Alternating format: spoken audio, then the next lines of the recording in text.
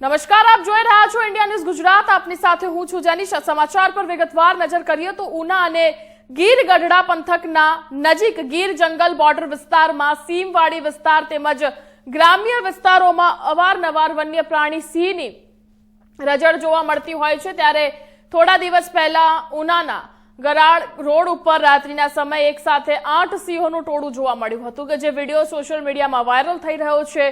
ત્યારે આજે ઉનાના દુધડા સીમર રોડ ઉપર ધોળા દિવસે સીમ વિસ્તારમાં રસ્તા પર સિંહણે એક બળદ જોઈ તડાપ મારી હુમલો કરી દીધો હતો અને રસ્તા પર જ બળદ ઢળી પડતા આ સિંહણે તેનું મારણ કર્યું હતું અને મારણની મેજબાની માણી હતી। જો કે આ સમગ્ર ઘટના ધોળા દિવસે બનતા સીમ વિસ્તારમાં જતા આવતા ખેડૂતો તેમજ વાહન ચાલકોમાં ભયનો માહોલ જોવા મળ્યો હતો અને આ સિંહણે પશુનું કરેલો મરણનો લાઈવ વિડીયો પણ મોબાઈલ ફોનમાં લોકોએ કેદ કર્યો હતો।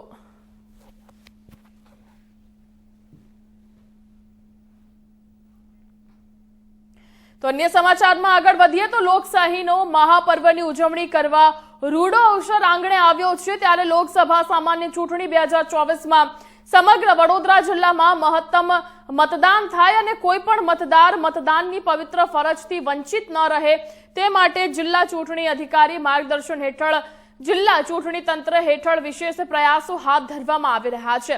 મતદાર જાગૃતિ અભિયાન અંતર્ગત પ્રથમવાર મતદાન કરનાર યુવાનો સાથે અન્ય તમામ મતદાતાઓને આ ચૂંટણીમાં અચૂક મતદાન કરવા માટે વડોદરા જિલ્લાના 27 મતદાતાઓએ અપીલ કરી હતી।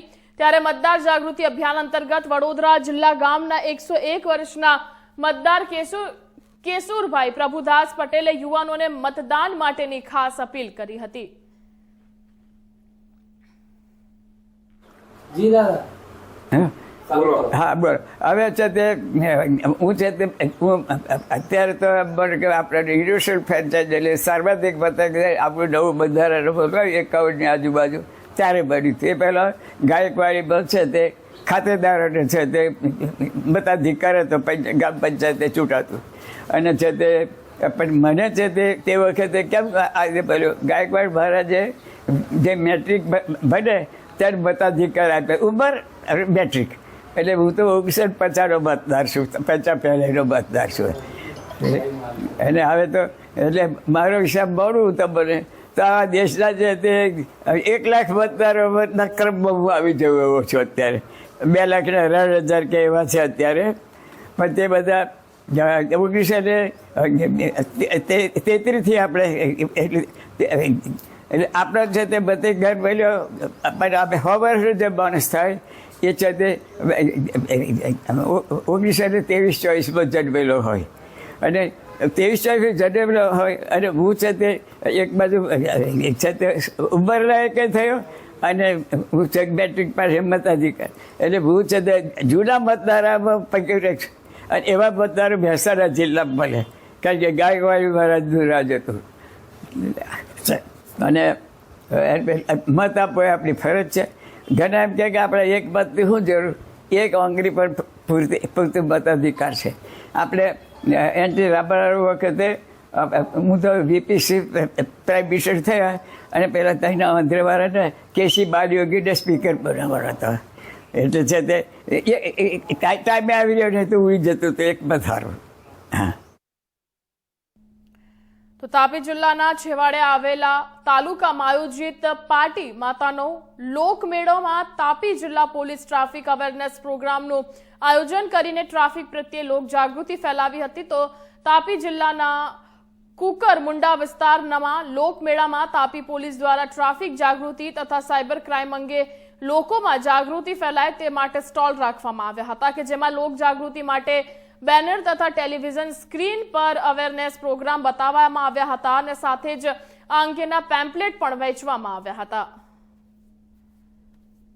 તાપી જિલ્લાના નિઝર ડિવિઝનમાં કુકરમુંડા ખાતે પાટી અંબા માતાનો એક લોકમેળો અહીંયા યોજાઈ રહ્યો છે જેમાં પ્રતિદિન આશરે 25,000 જેટલા માણસો વિઝિટ કરી રહ્યા છે અને આશરે 1.5 લાખ માણસો ટોટલ વિઝિટ કરશે। તાપી જિલ્લાની અંદર જોઈએ તો ફેટલ અકસ્માત વાહનોનું જે હેડ ઇન્જરી જે થાય છે કે જેમાં હેલ્મેટ પહેર્યા વગર 2 વ્હીલર વાહન ચાલકો અવસાન પામતા હોય છે એ સિવાય ટ્રાફિકની જાગૃતિ વધે અને સાયબરનો પ્રશ્ન પણ ધીમે ધીમે વિકરાળ સ્વરૂપ લઈ રહ્યો છે. તો આ બંને વિષયો પર લોકોમાં જાગૃતિ વધે એટલા માટે તાપી પોલીસ દ્વારા એક પ્રયાસ કરવામાં આવેલો છે, જેમાં બેનરો લગાવવામાં આવેલા છે. ટીવીના સ્ક્રીન ઉપર પણ માહિતી પ્રસારિત કરવામાં આવશે અને 5,000 જેટલા પેમ્ફલેટ વહેંચણી કરવામાં આવશે. અને ખાસ બીજી એક વિશેષતા છે કે લોકલ લેંગ્વેજની અંદર કે હેલ્મેટ પહેરો, મોબાઈલનો ઉપયોગ ટાળો વાહન ચલાવતી વખતે જેવા સ્લોગનો વારંવાર રિપીટ કરવામાં આવશે અને લોકોમાં જાગૃતિ વધે એ માટેનો એક પ્રયાસ કરવામાં આવી રહ્યો છે.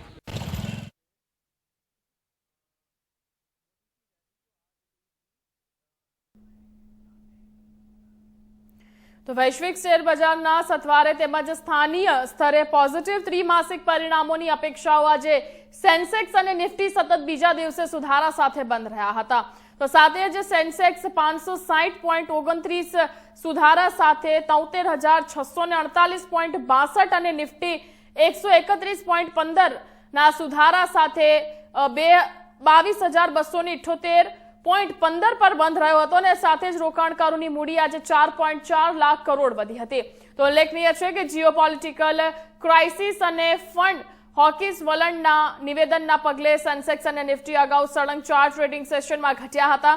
સેન્સેક્સ 2,549.19 ના કડાકા સાથે દિવસમાં 1,159.63 ના સુધાર્યો હતો. ત્યારે બેન્કિંગ અને ઇલેક્ટ્રોનિક એપ્લાયન્સિસ શેરમાં ઉછાળાના પગલે શેર બજારમાં તેજી જોવા મળી હતી અને સાથે જ financial services, healthcare, telecommunication, capital goods, consumer durables index 1% વધુને સુધારા સાથે આજે બંધ રહ્યા હતા.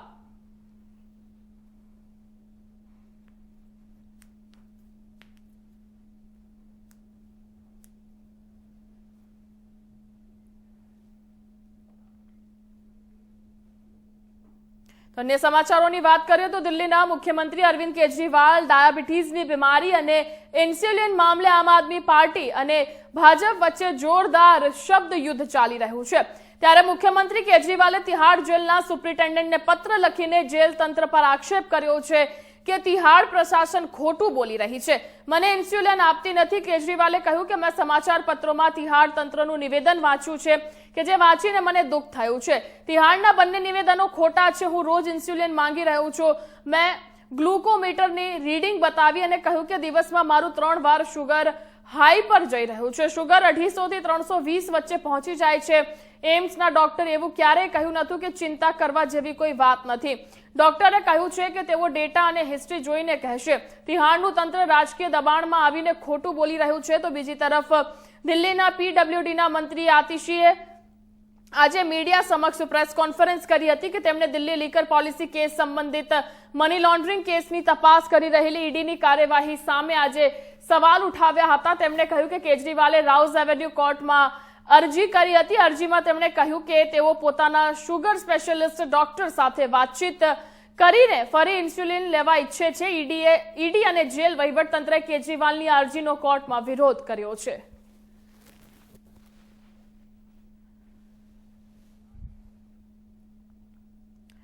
લોકસભાની ચૂંટણીમાં ગુજરાતમાં મતદાન થાય તે અગાઉ જ સુરતમાં ભાજપની જીત થઈ છે. ત્યારે આ જીતને વધાવતા ભાજપના પ્રદેશ પ્રમુખ CR પાટીલે કહ્યું કે ભાજપે આ વખતે 400 પારનો લક્ષ્યાંક રાખ્યો છે અને તેના શ્રી ગણેશ થયા છે.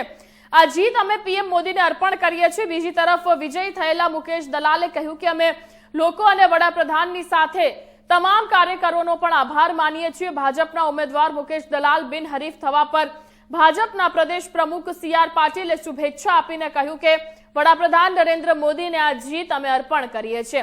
આ જીત દેશની સૌપ્રથમ જીત છે. કોંગ્રેસે ખોટા આક્ષેપ કર્યા હતા, વહીવટી તંત્ર પર ગેરસમજ ઊભી કરવા પ્રયત્ન કર્યા હતા, પરંતુ તેમની જીત થઈ નથી. સુરત સિવાયની બાકીની 25 સીટો પણ જીતીને તમામ 26 કમળ મોદી સાહેબને અર્પણ કરવાના છીએ. જે સમર્થન પ્રાપ્ત થાય છે તેના કારણે કાર્યકર્તાઓમાં ઉત્સાહમાં આવે છે. મોદી સાહેબની ગેરંટીમાં સૌ કોઈને વિશ્વાસ છે. ગુજરાત મોડેલ બાદ દેશનું મોડેલ લોકો સામે મૂક્યું છે. સર્વાંગી વિકાસ સાથે સૌ કોઈના સાથ અને સૌ કોઈના વિશ્વાસની વાતને સમર્થન મળી રહ્યું છે તેમ પાટીલે વધુમાં જણાવ્યું હતું.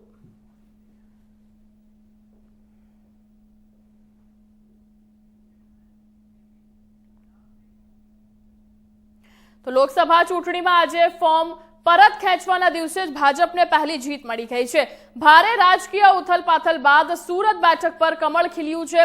તમામ ઉમેદવારોએ ફોર્મ પરત ખેંચી લેતા સુરત બેઠક પરથી ભાજપના ઉમેદવાર મુકેશ દલાલ વિજેતા જાહેર કરવામાં આવ્યા હતા। તો મુખ્ય ચૂંટણી અધિકારી અને કલેક્ટર મુકેશ દલાલને જીતનું સર્ટિફિકેટ આપ્યું હતું। ત્યારે ભાજપની આ જીત બદલ મુખ્યમંત્રી અને CR પાટીલે અભિનંદન પાઠવ્યા હતા। દેશભરમાં ભાજપનો આ વખતે 400+ ટાર્ગેટ છે। ત્યારે તેની શરૂઆત સુરતથી થઈ હોવાનું કહેતા પાટીલે શુભકામના આપતા કહ્યું કે પહેલું કમળ સુરતથી ખીલી ઉઠ્યું છે। આ જ રીતે દેશભરમાં ભાજપની ભવ્ય જીત થશે।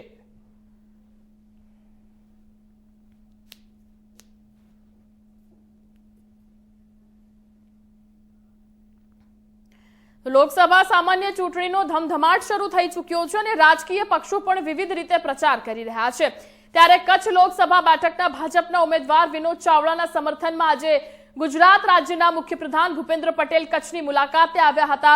નખત્રાણા ખાતે જાહેર સભા યોજી હતી। તો કચ્છની અનુસૂચિત જાતિની અનામત બેઠક માટે આજે અનુસૂચિત જાતિના આગેવાનો પણ કેસરીયો ખેસ ધારણ કર્યો હતો।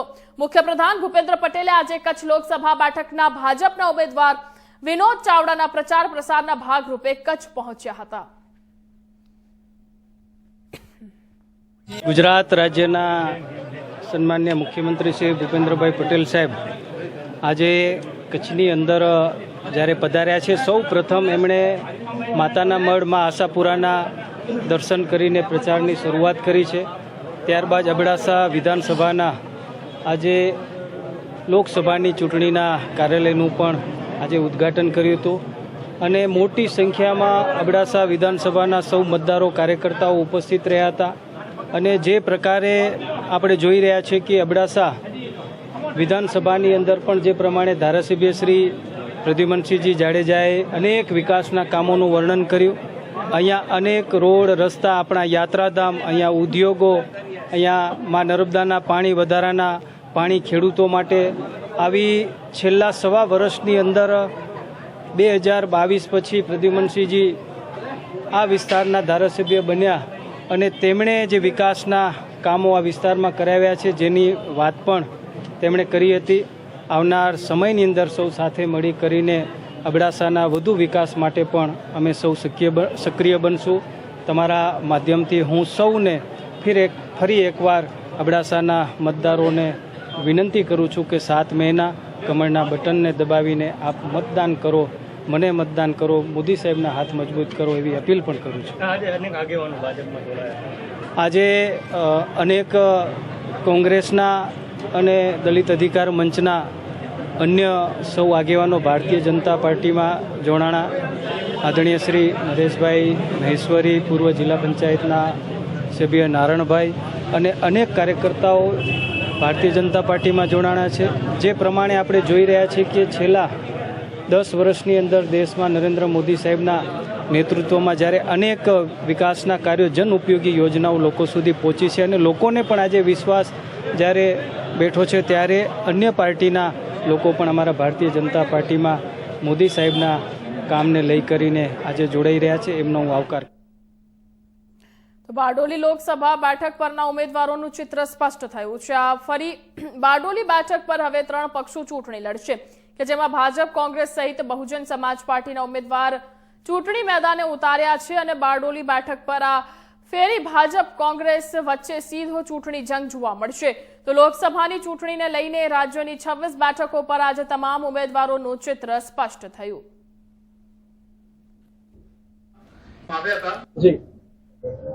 લોકસભા સામાન્ય ચૂંટણી 2024ના કામે બારડોલી સંસદીય મત વિસ્તારમાં કુલ 9 નોમિનેશન ફોર્મ 5 ઉમેદવારો દ્વારા રજૂ કરવામાં આવેલા હતા।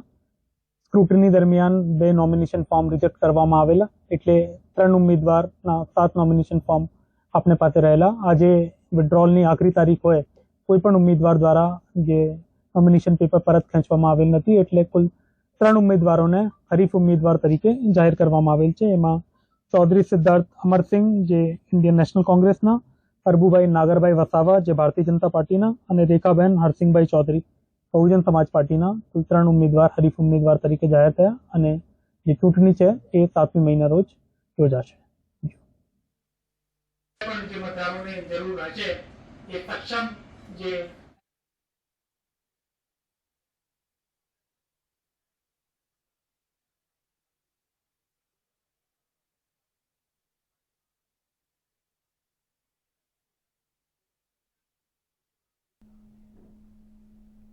બનાસકાંઠાના પાલનપુરના ભાજપના પૂર્વ ધારાસભ્યના સવાલો પર ગેનીબેનનો વળતો પ્રહાર આવ્યો છે।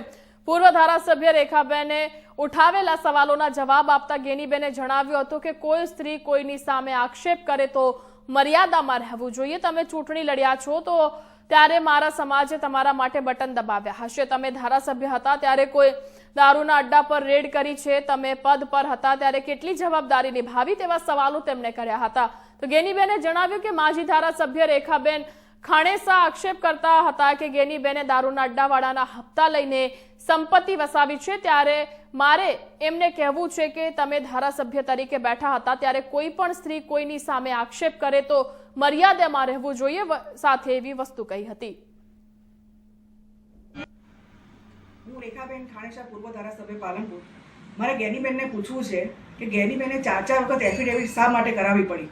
એવી તે કઈ વસ્તુ એમને છુપાવી હતી કે જેના કારણે એમને 4 વખત એફિડેવિટ કરવાની જરૂર પડી છે? ગયા વખતે જ્યારે ઇલેક્શન લડ્યા હતા ત્યારે એમની જે પ્રોપર્ટી હતી એમાં એમણે એમની પ્રોપર્ટી નીલ બતાવી હતી, અને અત્યારે જે એફિડેવિટ કર્યું છે એમાં એમણે 40 વીઘા જમીન બતાવી છે। એ પ્રચાર કરે છે ને ત્યારે એમ બોલે છે કે મારી પાસે 3 વીઘા જમીન છે। તો 40 વીઘા જમીન એમની પાસે ક્યાંથી આવી? એ એફિડેવિટ બોલે છે, અમે લોકો નથી બોલતા।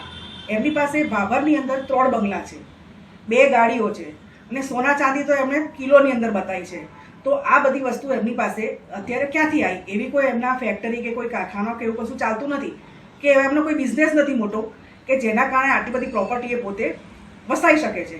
એમની જે 40 વીઘા જમીન છે એ ભાભર તાલુકાની અંદર અબાસડા ગામ છે અને ઢેકવાડી ગામ છે, ત્યાં આવેલું છે।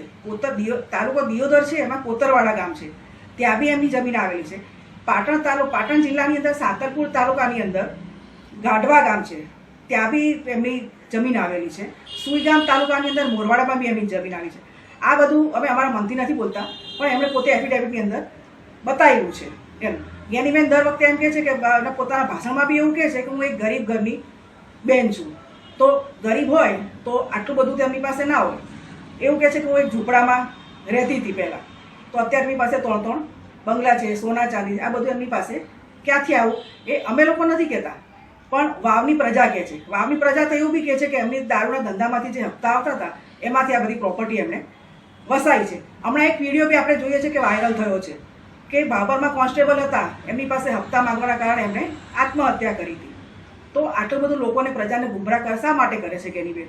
આપણે જાણીએ છીએ કે નરેન્દ્રભાઈ મોદીએ આખા દુનિયા, આખા ભારતની અંદર જે કામો કર્યા છે એ બધાને નજર સમક્ષ આપણે બધા જાણીએ બી છીએ એમના। અને બનાસકાંઠામાં જ્યારે પહેલાં બનાસકાંઠા પછાતમાં ગણાતું હતું, આજે આપણે જોઈએ છીએ કે બનાસકાંઠા કેટલું આગળ વધી ગયું છે। તો મહેરબાની કરીને ગેનીબેન પ્રજાને ગુમરાહ કરવાનો પ્રયત્ન મહેરબાની કરીને ના કરે।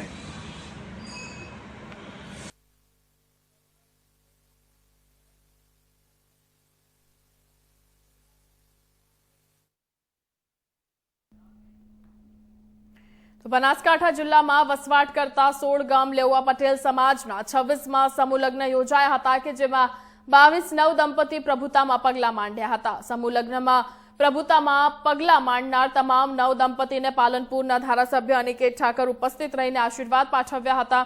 તો બનાસકાંઠા જિલ્લામાં વસવાટ કરતા 16 ગામ લેઉવા પટેલ સમાજ દ્વારા મડાણા ગઢ ખાતે છેલ્લા 26 વર્ષથી સમૂહ લગ્નનું આયોજન કરવામાં આવે છે કે જેમાં દીકરીઓના લગ્નની સાથે સાથે સમાજમાં અભ્યાસ કરતી તેજસ્વી તારલાઓનું સન્માન પણ અને તેમજ રક્તદાન કેમ્પ સહિત વિધવા સહાય જેવા ઉમદા કાર્યો કરવામાં આવે છે।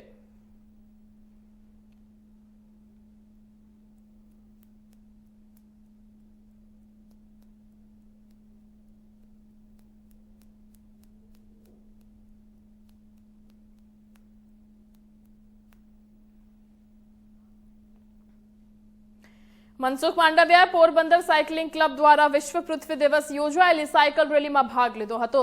પોરબંદર બેઠકના ભાજપના ઉમેદવાર અને કેન્દ્રીય મંત્રી મનસુખ માંડવિયાએ લોકસભાની ચૂંટણીના પ્રચાર દરમિયાન પણ તેમણે પોતાનો કિંમતી સમય કાઢી વિશ્વ પૃથ્વી દિવસની ઉજવણી અને તેના જાગૃતિના કાર્યક્રમને પ્રાથમિકતા આપી હતી. મનસુખ માંડવિયા જ્યારે સાંસદ તરીકે સંસદ ભવનમાં આવ્યા ત્યારે તેમણે ક્લાઇમેટ ક્લબની પણ શરૂઆત કરી હતી અને તેમાં પણ શરત એવી હતી કે જો કોઈ સાંસદ આ ક્લબના સભ્ય બનશે તો તે સાયકલ પર સંસદ ભવનમાં આવતા જતા રહેશે. માંડવિયા પહેલાથી જ પૃથ્વીના સંરક્ષણમાં સક્રિય રહેલા છે.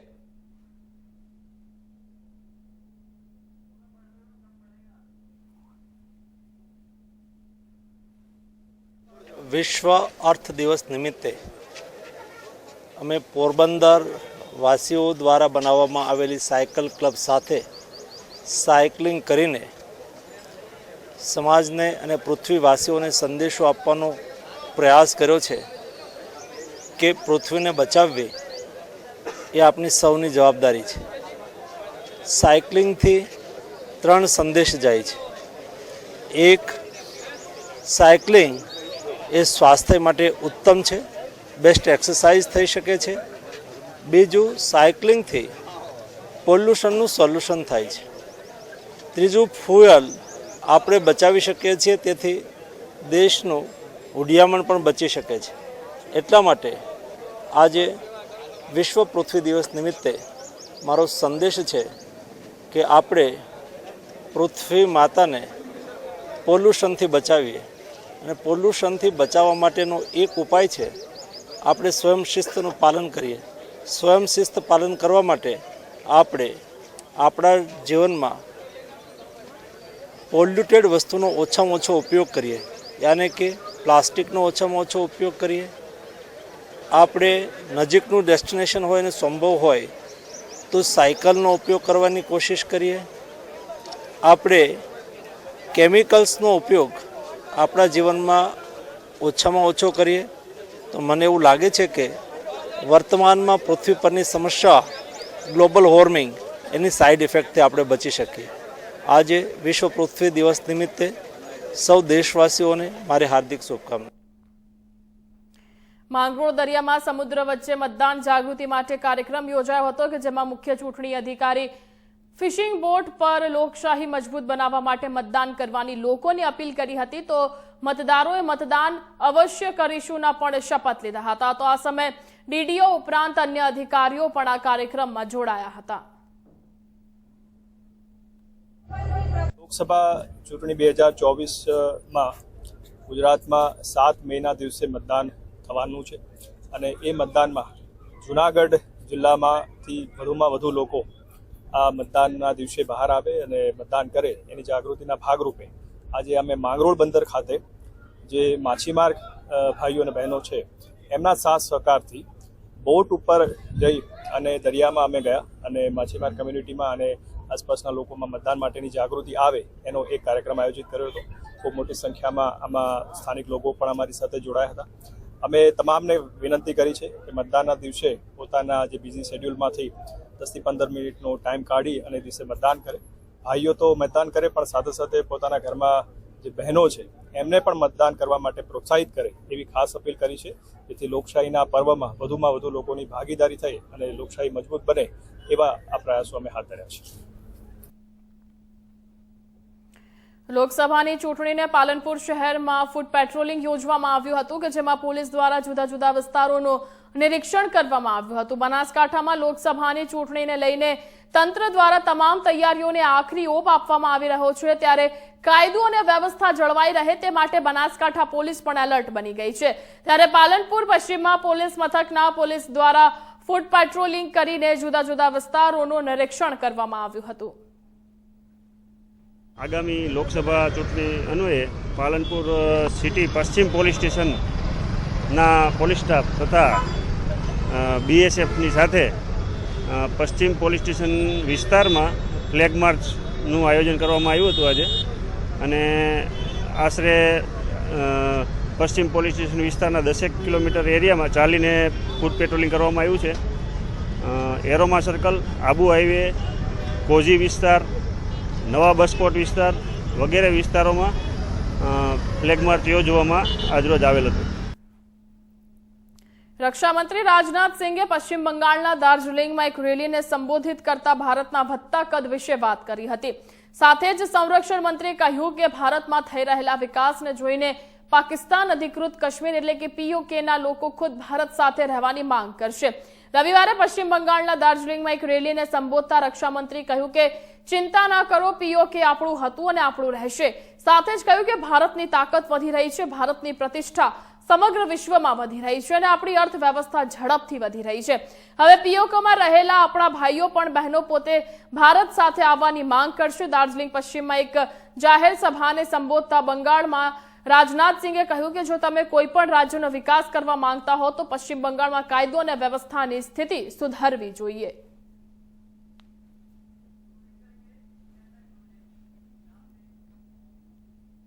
તો આ હતા અત્યાર સુધીના મુખ્ય સમાચાર। વધુ સમાચાર અને અપડેટ માટે જોતા રહો ઇન્ડિયા ન્યૂઝ ગુજરાત। નમસ્કાર।